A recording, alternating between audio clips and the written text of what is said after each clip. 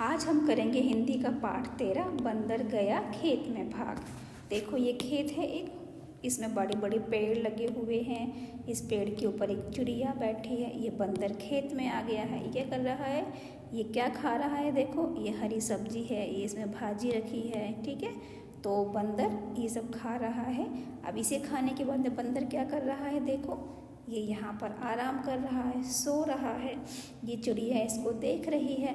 तो इस बंदर के ऊपर हमारी एक छोटी सी कविता है, हम इसको पढ़ते हैं। इसमें क्या है देखो, बंदर गया खेत में भाग, चुट्टुर मुट्टुर तोड़ा साग।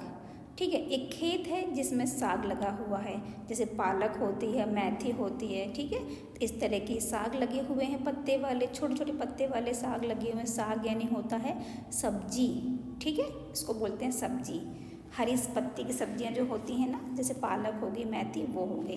तो बंदर खेत में भाग कर जाता है, चुट्टुर मुट्टुर यानी कि वो जल्दी जल्दी से तोड़ता है, ठीक है। आग जलाकर चट्टर मटर, साग पकाया खद्दर बद्दर।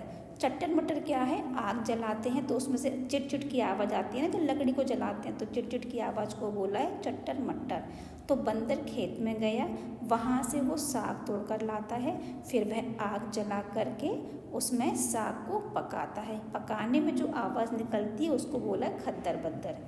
अब क्या है, सापड़ सूपड़ खाया खूब, पोछा मुँह उखाड़ कर दूब। अब उसने बहुत सारा खा लिया, फिर उसका मुंह पर जो थोड़ा बहुत सब्जी लग जाती है खाने में, तो उसने सापड़ सूपड़ उसको खूब खा लिया। और फिर जो पास में दूब लगी थी ना, ये देखो घास लगी हुई है, तो उसको उखाड़ कर उसने अपना मुंह पोंछ लिया। चलनी बिछा ओढ़ कर सूप।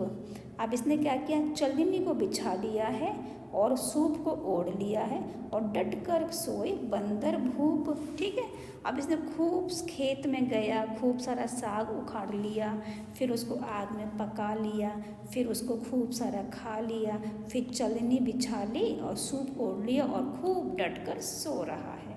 तो ये हमारी छोटी सी कविता बंदर के ऊपर। अब इसमें आगे क्या है देख लेते हैं। क्या बिछाया क्या ओढ़ा, बंदर चलनी बिछाकर सूप ओढ़कर सो गया। लिखो ये कैसे सोएंगे, यहाँ हाथी है, चींटी है, गिलहरी है, शेर है। ये क्या बिछाएंगे और क्या ओढ़ेंगे, ये है क्या बिछाएंगे क्या ओढ़ेंगे। हाथी पत्ते बिछाएगा, झाड़ियाँ ओढ़ेगा। चींटी पत्ता या बालू बिछा लेगी नीचे, और पत्ता या तिनके ओढ़ लेगी। गिलहरी पेड़ पर रहती है, तो जब वह पेड़ पर भी वह लेट सकती है, लेकिन यदि बिछाएगी तो घास बिछा लेगी, पत्ते बिछा लेगी और पत्ते ओढ़ लेगी। शेर तो जंगल में रहता है और वह जानवरों को मार कर खाता है, तो जंगल में बहुत सारे पत्ते मिलेंगे, झाड़ियाँ मिलेंगी, तो वो पत्ते बिछा लेगा। या वो जानवरों को खाता है तो उसके बाद उसकी खाल बचती है, उसको भी वह बिछा सकता है और उसको वह ओढ़ भी सकता है, ऐसे पत्ते भी ओढ़ सकता है।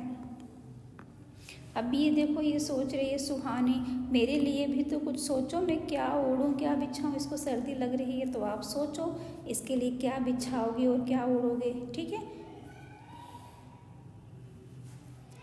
झटपट झटपट खटपट खटपट, ठीक है, ये कुछ वर्ड्स हैं तुक वाले। जैसे उसने साग पकाया खद्दर बद्दर, खाया सबने चपड़ चपड़, ठीक है। पानी पिया सुड़ सुड़ सुड़, मारे खर्राटे खर खर खर, गिरे पलंग से धम धम, ठीक है। तो ये थी छोटी सी कविता बंदर की।